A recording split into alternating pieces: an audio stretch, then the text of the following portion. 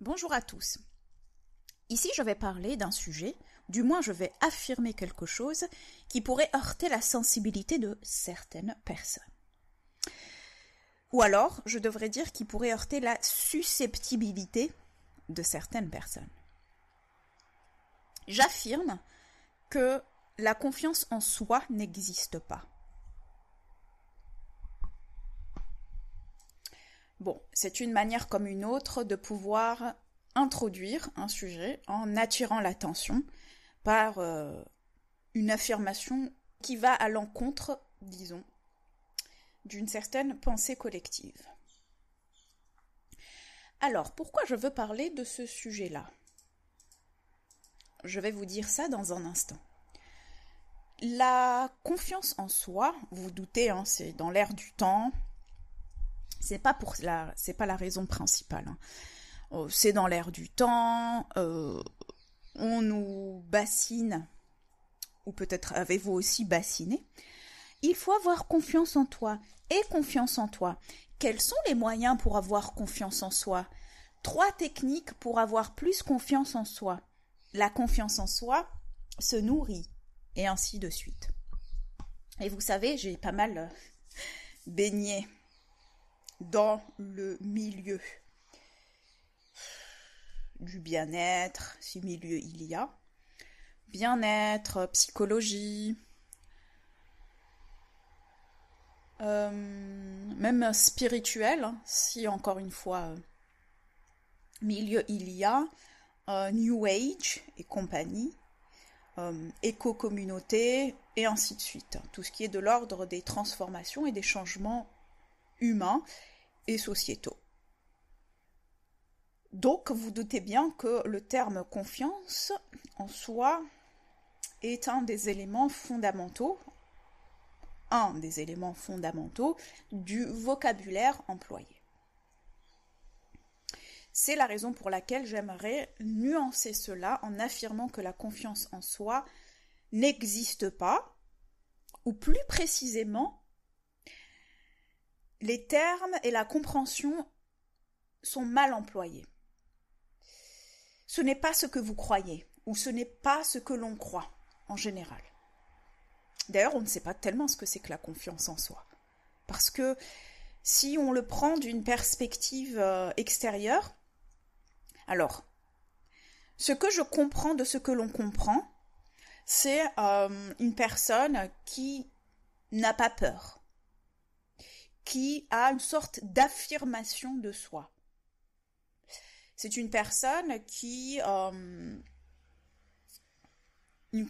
confiance en elle. C'est une personne, par exemple, qui va peut-être prendre des risques dans la vie, peu importe le niveau de risque et le domaine dans lequel elle prend les risques. C'est une personne qui va peut-être affirmer certaines opinions, qui va avoir une personnalité affirmée, qui va s'affirmer en général dans ses relations, dans sa profession, dans sa carrière, dans sa famille, peu importe, dans sa personnalité globale, dans son art aussi, dans ses créations. Qu'est-ce qui va faire en sorte que l'on observe une personne qui a plus confiance en elle qu'une autre ? Est-ce que c'est parce qu'elle n'a pas peur ? Est-ce qu'une personne qui a confiance en elle n'a pas peur ? Est-ce qu'une personne qui prend des risques, qui ose dire des choses qui peut-être dans son paradigme socio-culturel ne se disent pas ou sont tabous, est-ce qu'elle a confiance en elle ? Est-ce qu'une personne qui a une certaine posture physique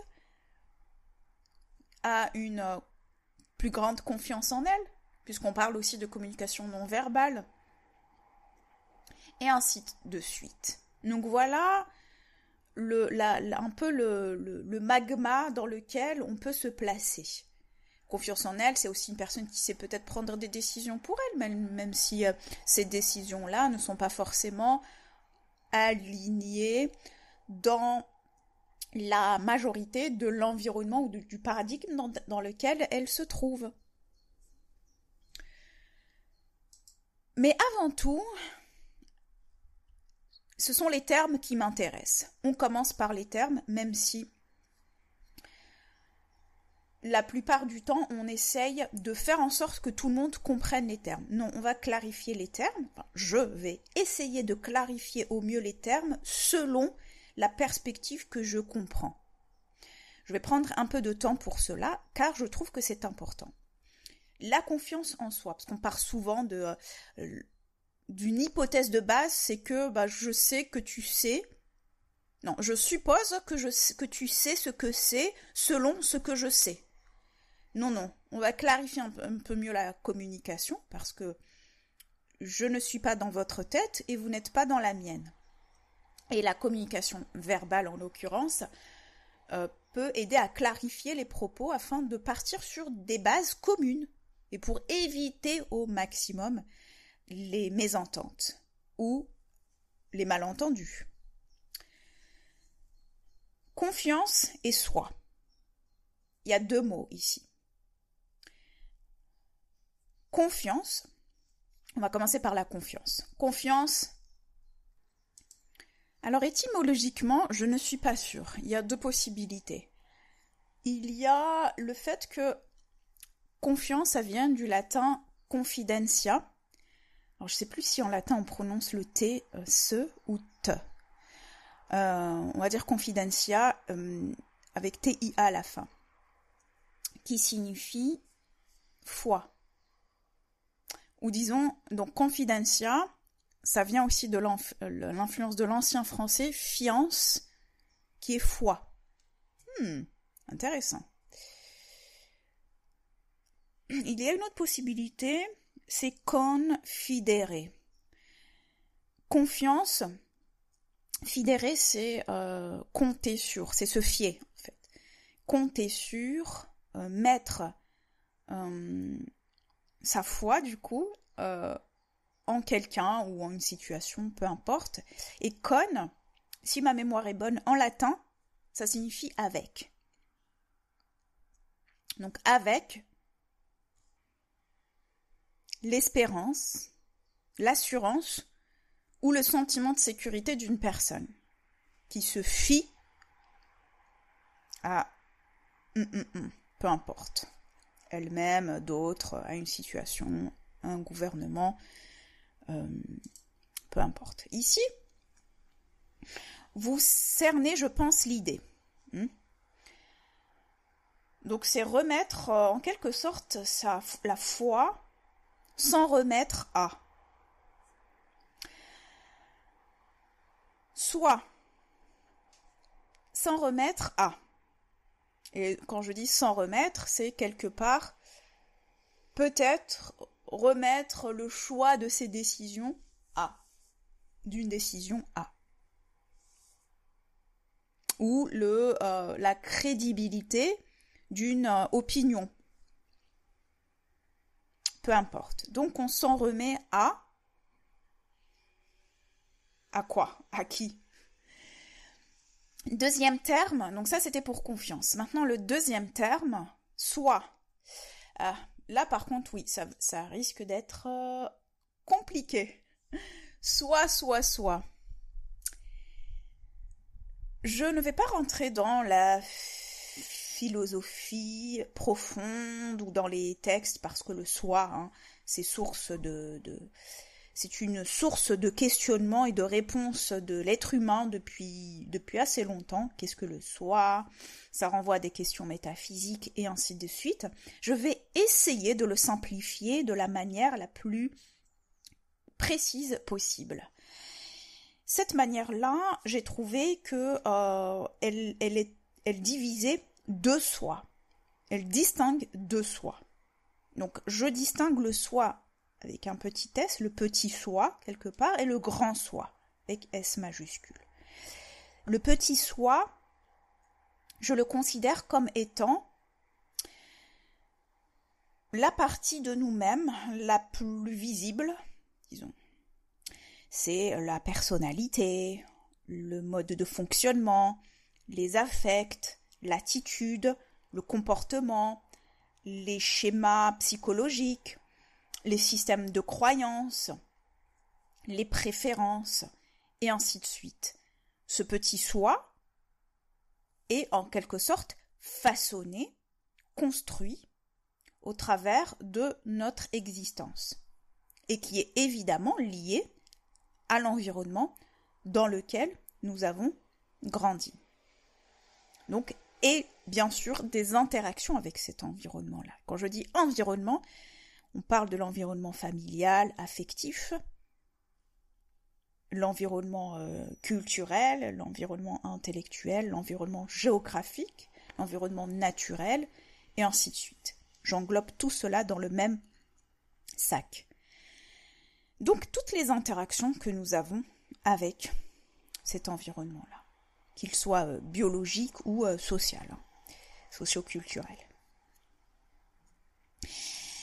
Si je prends maintenant, donc voilà, ça c'était pour le petit soi. Le petit soi, donc, je le répète, il est en quelque sorte construit. Il est construit, et peut-être même si je vais un peu plus loin, il est quelque part peut-être artificiel, puisqu'il est construit sur une base d'un environnement. Je vais revenir sur ça tout à l'heure. Si je prends maintenant le grand soi, donc j'ai divisé le soi en deux. Donc le grand soi, je mets cela comme étant la partie de nous, bien évidemment beaucoup plus profonde, impalpable, et surtout qui ne change pas. C'est la partie de nous silencieuse. En quelque sorte, si je le résume avec les termes courants qu'on emploie, c'est quelque part l'âme collective, la conscience collective. Ce grand soi, donc le petit soi est individuel. Le grand soi est quelque part collectif. Et donc, chaque individu est séparé par le petit soi, puisqu'on affirme ici dans ce monde sa singularité, son individualité, mais nous partageons quelque chose de profond et commun, qui est au-delà de l'humanité, qui est au-delà du fait d'être sur cette planète, de la même espèce, de la même j'allais dire variété, de la même espèce, du fait que l'on soit humain, de la même vie, et ainsi de suite. On partage quelque chose de profond, de commun, qui est immuable, qui se rapproche quelque part de la vérité, de ce que nous sommes en essence. Je ne vais pas rentrer dans cet aspect-là, parce que ça pourrait prendre énormément de temps et c'est pas le but. Je vais me concentrer sur l'aspect le plus simple et quantifiable, et encore, disons le plus visible et sur lequel je pourrais m'appuyer en termes de psychologie humaine, alors que l'autre va être de l'ordre, je ne pourrais pas en parler, je ne trouverai pas les mots pour pouvoir appuyer cela. Et en plus, ça prend... C'est quelque chose de tellement profond que ça prendrait une vie à comprendre et à vivre cela. Voilà, et donc je vais prendre le petit soi. Vous voyez que le petit soi, quelque part, comme je viens de le dire, il a été construit au travers des interactions incessantes avec l'environnement. Donc quelque part, ça peut être assez dérangeant. Ça peut être assez pour les personnes qui sont dans un processus de connaissance de soi. Ces changements-là sont inhérents à notre évolution sur cette terre-là. Ça peut être aussi effrayant, d'où la résistance au changement, qui est inhérente à la psychologie humaine. Pourquoi on résiste au changement, étant donné que finalement, tout le soi, toute la connaissance de soi, le petit soi, a été construit sur des bases qui sont très arbitraires. Qu'est-ce que ça signifie ? C'est quand même assez effrayant de savoir, je ne sais pas ce que vous en pensez, que si moi je prends l'idée selon laquelle si j'étais née à un autre endroit, à une autre époque, dans une autre famille, etc., dans des circonstances totalement différentes, j'aurais été une autre personne. C'est assez déstabilisant quand vous y pensez. Et il suffit pas de changer tous les paramètres, parce que là ça paraît évident, mais vous changez un paramètre en disant, bon, si j'étais juste née à la même époque, au même endroit, mais dans une famille différente. Ou si j'étais née, enfin, peu importe, vous changez juste un paramètre, ben vous pouvez trouver une toute autre personne. En tout cas, l'idée selon laquelle je veux savoir qui je suis, mais je suis totalement déstabilisée par le fait de savoir que j'aurais été une autre personne, alors finalement qui suis-je? Et sur quoi je peux m'appuyer? Quels paramètres immuables de moi, de soi, je peux m'appuyer? Ici, ce que je souligne,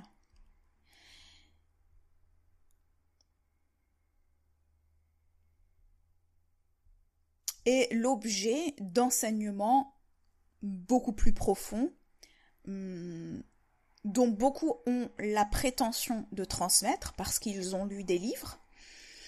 Je ne vais pas voir la prétention de transmettre ce que pour moi je considère comme étant sacré et ce que je considère comme ayant une trop grande valeur pour pouvoir uniquement la transmettre là sur une vidéo sur YouTube. Non, ça ne se passe pas comme ça, car j'estime que certains enseignements, certaines informations, entre guillemets, se méritent. Dans le sens où il y a certaines informations, certains enseignements qui vont être appliqués à des personnes qui sont dans un certain état ou dans une certaine volonté et qui ont mis en place et qui sont sur un certain cheminement. D'où le fait que les anciennes écoles initiatiques étaient, ce qu'on peut appeler maintenant les sociétés secrètes, étaient occultes. Toutes ces sociétés-là étaient occultes, c'était juste des écoles qui transmettaient certaines connaissances. Ces connaissances-là étaient très importantes et ne pouvaient pas être délivrées à n'importe qui.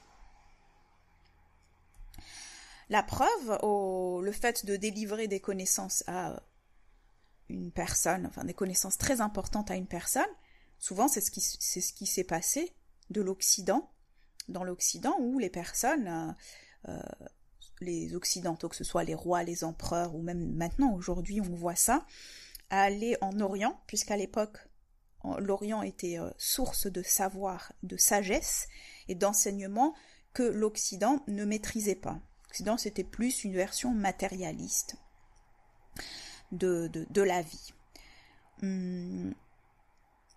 Et donc, ce qu'ils faisaient, c'est qu'ils allaient pour pouvoir, même les empereurs, certains empereurs ou certaines personnes qui cherchaient un certain type de pouvoir, ils savaient qu'ils le détiendraient dans ces écoles-là, dans ces enseignements-là, chez ces maîtres-là.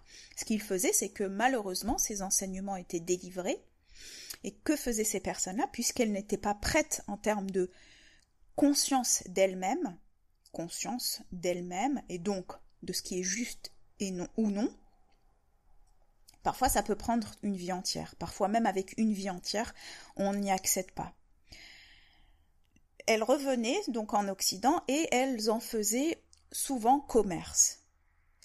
Soit pour l'aspect donc matériel, pécunier, soit pour une notoriété, pour le pouvoir, une reconnaissance, pouvoir, une sorte de contrôle et de supériorité.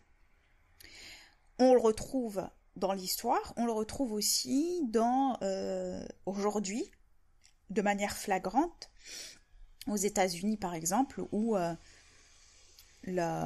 beaucoup de personnes, même en France d'ailleurs, mais disons dans le monde plutôt Amérique du Nord, plus avancé en termes de matérialisme. On voit beaucoup, voilà, vous connaissez aujourd'hui la prolifération du yoga. Je prends ça comme quelque chose de fondamental, ce qui révèle absolument la compréhension occidentale des enseignements traditionnels d'Orient, de la sagesse, comme on dit, la sagesse orientale, qui elle-même vient de la tradition africaine, puisque de toute façon, la source se retrouve là. Mais disons que l'Orient a été le vecteur toujours vivant de ces enseignements-là, et surtout qui a été structuré et presque manifesté et transmis de manière à ce qu'il structure les sociétés et la façon dont les personnes vivent. On le retrouve maintenant avec le yoga. Pour moi, c'est un exemple typique des personnes qui vont faire un stage de yoga en 3 mois.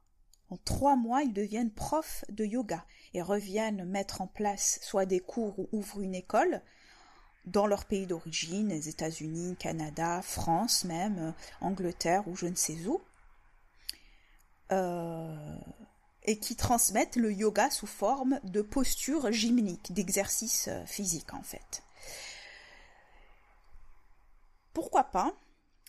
Ceci dit, selon moi, il y a quelque chose de l'ordre du rejet très fort. J'ai un rejet très fort pour cela, car je considère que les enseignements et la sagesse qui se trouvent derrière ont été détournés, désacralisés, et surtout, je considère que c'est un grand manque de respect par rapport à cela. Pourquoi je parle de ça? Je ne sais pas. Je digresse, mais la confiance en soi, c'est avoir foi en tous ces aspects de nous-mêmes qui ont été construits et sur lesquels on se base.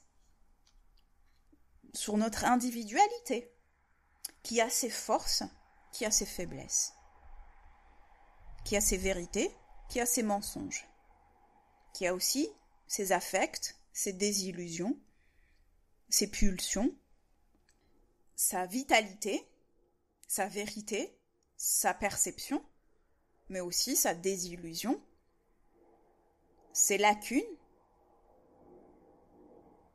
ses faiblesses. Alors, comment vous pouvez vous fier sur quelque chose qui est de l'ordre de la construction, avec ses failles? C'est bizarre, c'est vraiment très bizarre ce que je vais dire. Mais je vais plutôt me fier à l'expérience. La confiance en soi n'existe pas. C'est l'expérience qui crée l'apprentissage. Et donc la perception de la connaissance. Je m'explique. Si je vous donne un vélo, que vous savez faire du vélo, que vous savez faire du vélo,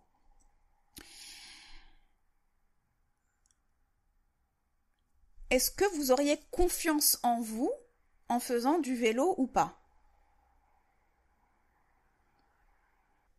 Si vous répondez que oui, cela signifie certainement que vous vous basez sur la mémoire selon laquelle vous avez appris. Vous savez que vous avez appris par l'expérience, par la répétition. Donc c'est un apprentissage ancré, intégré. Vous savez que vous savez faire du vélo parce que vous l'avez déjà fait. Et à plusieurs reprises, différentes actions, différentes expériences ont toutes validé le fait que vous savez faire du vélo. Et en plus, vous savez que vos jambes sont dans un certain état. Vous basez sur ce ressenti, sur cette connaissance, sur cette compréhension, pour avoir confiance en vous dans le vélo. Si je mets la même personne face à un plongeon, je veux lui dire de plonger dans l'eau, et qu'elle ne sait pas nager, est-ce qu'elle aura confiance en elle? A priori, on va remarquer qu'elle n'aura pas confiance en elle, mais pas parce qu'elle n'a pas confiance en elle, dans le sens elle ne se fie pas à son intuition, son instinct, son expérience, son cerveau, son intellect. Non, pas du tout. C'est juste que par expérience, elle sait que toutes les fois où elle a essayé de nager, elle n'a pas réussi. Donc, elle peut conclure par déduction logique que là, maintenant, elle n'est pas capable de le faire. Donc, elle n'a pas confiance en elle.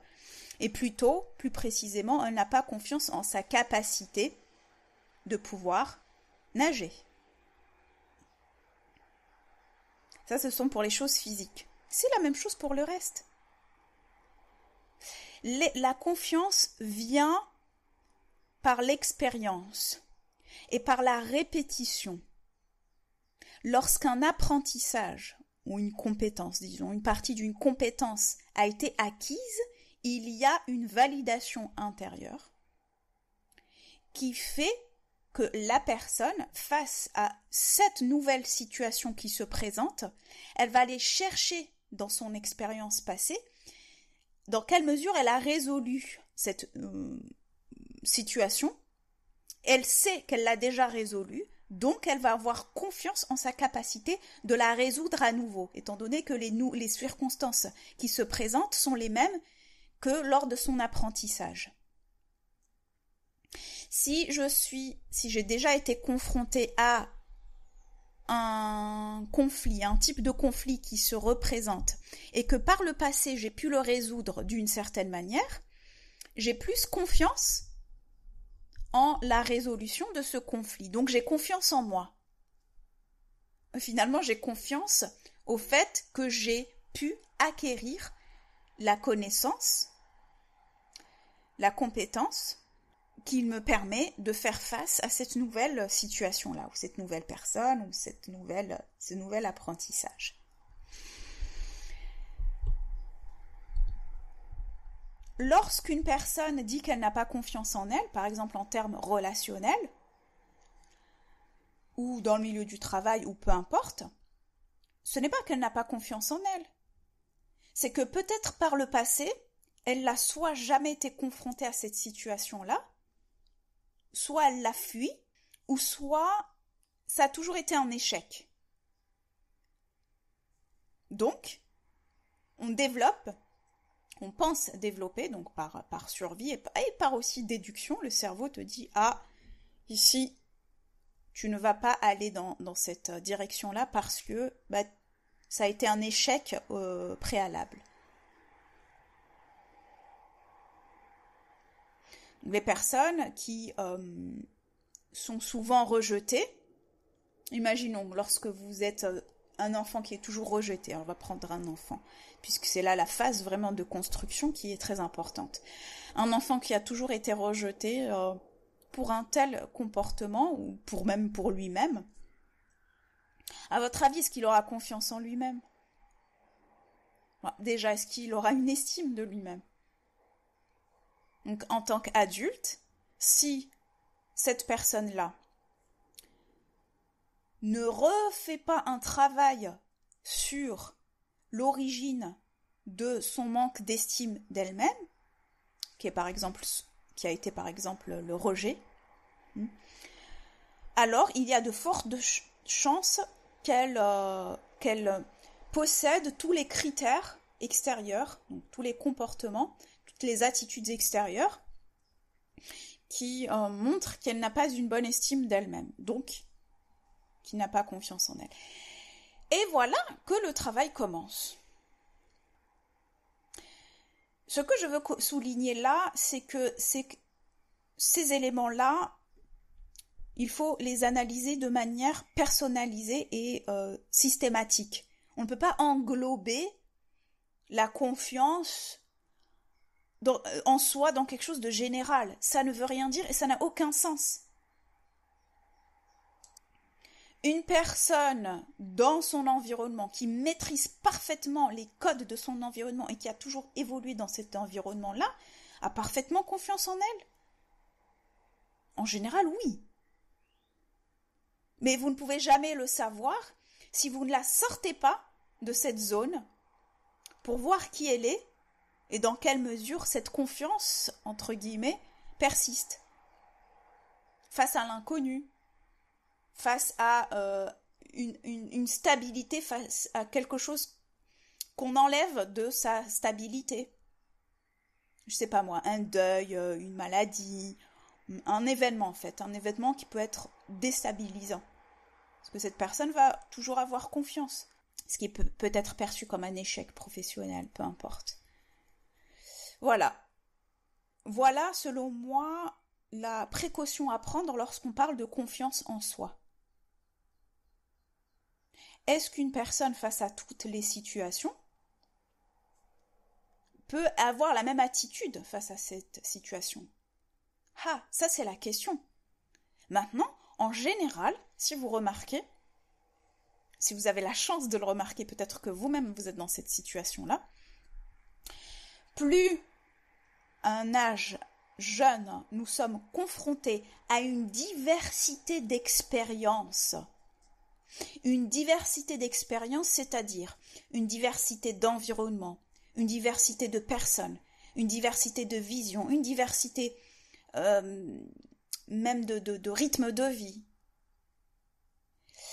eh bien, on aura plus tendance à avoir confiance en sa capacité, en général, de s'adapter.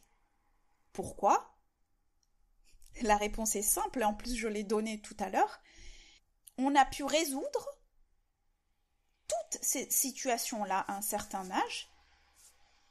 Donc, on se dit que finalement, cette compétence-là, qui est l'adaptation, et qui est toujours le réajustement de trouver des solutions à une problématique donnée, en fonction de l'environnement, quand l'environnement change et qu'on développe cette capacité à retrouver des solutions pour se réadapter, que ce soit intérieurement et ou extérieurement, eh bien on développe une confiance en soi plus grande, puisque finalement nous avons été confrontés à une panoplie de nouvelles situations qui peuvent être aussi très chargées émotionnellement, que l'on a pu résoudre de manière, on va dire, positive, agréable, disons que c'était une forme de réussite, et que finalement on en ressort plus confiant. Donc les personnes qui se brisent pour un rien, ou qui sont dans un certain état intérieur, c'est tout simplement qu'elles n'ont pas été confrontées de manière positive à différentes palettes de situations-là. Soit parce qu'on les a trop surprotégées, soit parce qu'on a justement répondu à tous ces besoins, désirs et pulsions, donc elles n'arrivent pas à gérer, par exemple, la frustration. C'est ce qu'on apprend dès le jeune âge. On apprend à un certain degré à gérer la frustration. L'éducation derrière, c'est de dire dans la vie future, il y aura de plus en plus de frustration. Donc, on apprend dès le jeune âge à gérer les petites frustrations, à maîtriser, à savoir comment se réajuster et s'adapter de manière saine, pour que plus tard, face à de plus grands défis de la vie, que ces frustrations-là ne nous achèvent pas, et qu'on puisse continuer à fonctionner, à évoluer, tout en maîtrisant cet aspect frustrant. Donc des circonstances extérieures que l'on ne maîtrise pas en général. C'est un exemple parmi d'autres. Donc mon dernier message ici, c'est de dire que le fait d'affirmer qu'il faut avoir confiance en soi, en fait ça n'aide pas. C'est stupide. C'est stupide et n'a aucune utilité. Ce n'est pas parce que vous dites à une personne « n'aie pas peur » qu'il n'aura pas peur. Ce n'est pas parce qu'on dit à une personne « aie confiance en toi » qu'il aura confiance en toi. Bien que cela parte d'une bonne intention, la méthode est nulle. Elle ne sert à rien. Elle est inefficace et au contraire, elle peut être contre-productive. En fait, plutôt que de faire semblant d'avoir confiance en soi, c'est-à-dire bomber le torse ou de marcher d'une manière arrogante, ou employer certains termes, ou avoir une certaine attitude faussement confiante, il faut avoir le courage de repartir en soi et de déceler tous les aspects émotionnels et mentaux qui nous affaiblissent. Tout simplement, qui nous affaiblissent et qui ne sont pas nous, qui sont en dissonance avec une forme d'intégrité, d'authenticité, et une forme même de vérité. Je peux dire que ce qui donne confiance, ce qui me donne confiance personnellement en la vie, en général, c'est la vérité. Ce n'est pas ce n'est pas le discours, ce n'est pas le vocabulaire, ce n'est pas la communication, ce n'est pas les mots, c'est même certainement l'expérience, mais c'est fondamentalement être la plus proche de cette intégrité et de cette vérité. Et de là émerge cette confiance. En ce qui me concerne, ça fonctionne comme ça. Peut-être que pour d'autres, ça fonctionne différemment. Mais en tout cas, la manière dont j'exprime cette confiance, cette foi en la vie, c'est de par cette forme d'authenticité. Même si, encore une fois, ce mot est certainement galvaudé, mais disons cette forme d'intégrité et d'acceptation de toutes les facettes, du moins celles que je connais ou que j'ai connues, de moi-même, de ce soi. Les meilleurs comme les pires. Cette intégrité-là, tout en bien sûr privilégiant les meilleures, les plus constructives, qui permettent d'aller vers le haut, de s'améliorer, de s'affiner quelque part. Et d'étendre, d'élargir toujours ses horizons. Et voilà, en ce qui me concerne, c'est cette confiance-là dont je parle. Un autre exemple, il y a certainement différents exemples. Des personnes vont être par exemple très confiantes dans leur domaine professionnel parce qu'elles ont l'expérience et aussi des résultats, disons, positifs. Elles peuvent s'appuyer sur cela. Elles ont confiance en leur capacité, de convaincre. C'est un exemple. En ce qui me concerne, je sais que, par exemple, je peux voyager ou me déplacer presque, je dis bien presque, n'importe où. Avec les moyens dont je dispose, aussi minimes soit-il. Pourquoi ? Pour la simple et bonne raison que je peux me baser sur mes expériences précédentes qui m'ont montré à quel point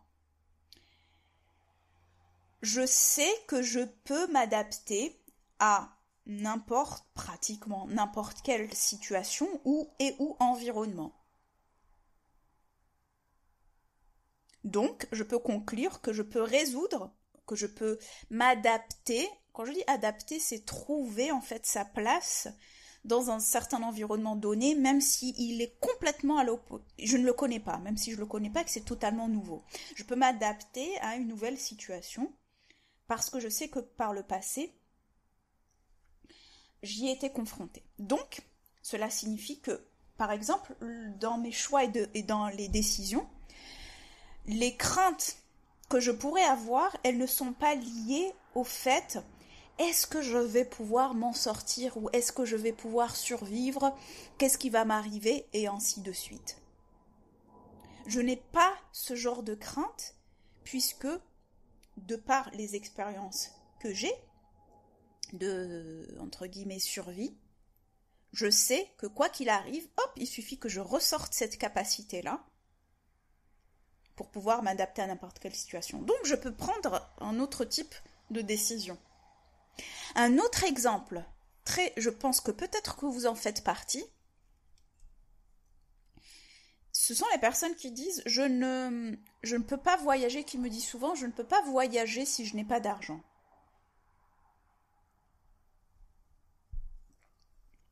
Je dis oui et non.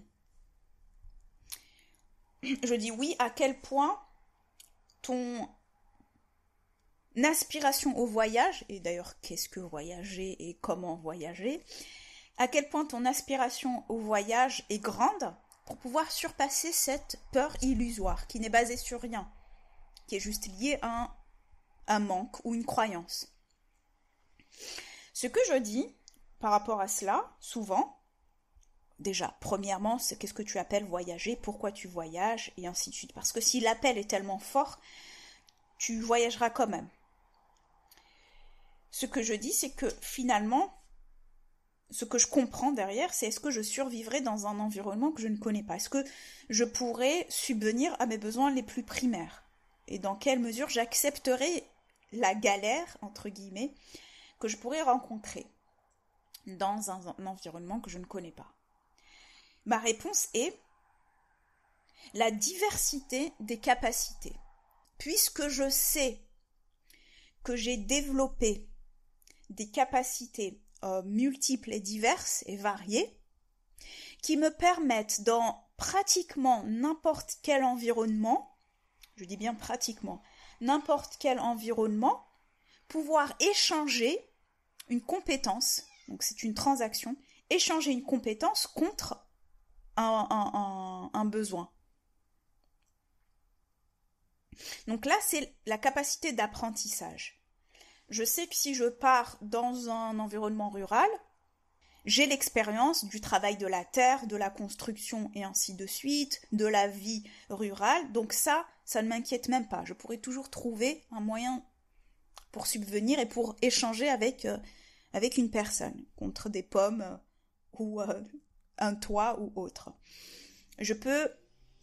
Ça j'ai un peu plus du mal, mais disons que la survie psychologique, je peux aller dans une grande ville et me baser peut-être sur des compétences académiques, quelque chose comme ça, pour pouvoir me réadapter dans ce milieu. Ensuite, dans un autre environnement, je vais me baser sur des compétences relationnelles, pour pouvoir échanger sur un besoin ou un service d'une personne. Une personne a besoin de ça, je sais que je peux répondre à ce besoin, moi j'ai besoin de ça, et on échange.